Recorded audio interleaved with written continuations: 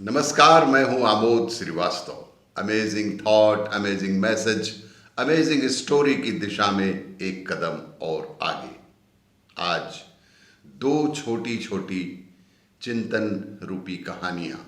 पहला है संकल्प का महत्व और दूसरा है जीवन में नया नजरिया। संकल्प का महत्व। संकल्प का महत्व जीवन में आध्यात्मिक उन्नति के लिए संकल्प का बड़ा महत्व है। इसलिए इंसान को संकल्पवान होने पर जोर देना चाहिए। आप पक्का इरादा कर लो कि हमें इसी जन्म में परमात्म सुख पाना है, परमात्म ज्ञान पाना है, परमात्म आनंद पाना है, परमात्म माधुर्य पाना है। ऐसा अपना साफ फैसला कर लो। ऐसा करने से आध्यात्मिक उन्नति तीव्रता से होती है। इसके अलावा दूसरा, आप विकारी सुखों से घिरे नहीं हैं और इसके कारण आप विकारी सुखों में गिरो नहीं, परमात्मा का आनंद उभारो। फिर दुनिया का कोई भी सुख आपको फंसाएगा नहीं और कोई भी दुख आपको दबाएगा नहीं। तीसरी बात है कि आप अपने जीवन में ज्ञान के दिए जलाओ। दुख आए तो दुख के भोगी मत बनो, सुख आए तो सुख के भोगी मत बनो।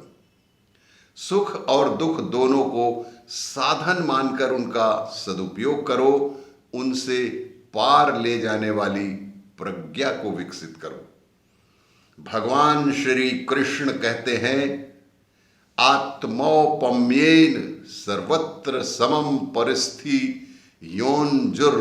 योनर्जुन सुखम वा यदि वा दुखम स योगी परमो मतः। अर्थात हे अर्जुन, जो योगी अपनी भांति संपूर्ण भूतों में सम देखता है, हे अर्जुन, जो योगी अपनी भांति संपूर्ण भूतों में सम देखता है और सुख अथवा दुख को भी सब में सम देखता है, वह योगी परम श्रेष्ठ माना जाता है। सुख आ जाए चाहे दुख आ जाए, सुख आ जाए चाहे दुख आ जाए, योगी परम मति वाला होता है। सुख दुख को देखने वाली मति के धनी बन जाओ।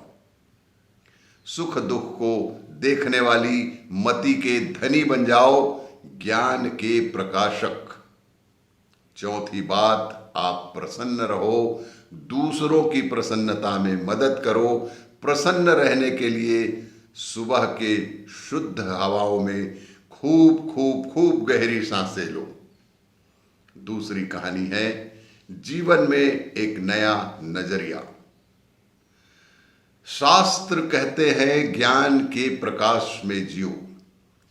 शास्त्र कहते हैं कि ज्ञान के प्रकाश में जियो।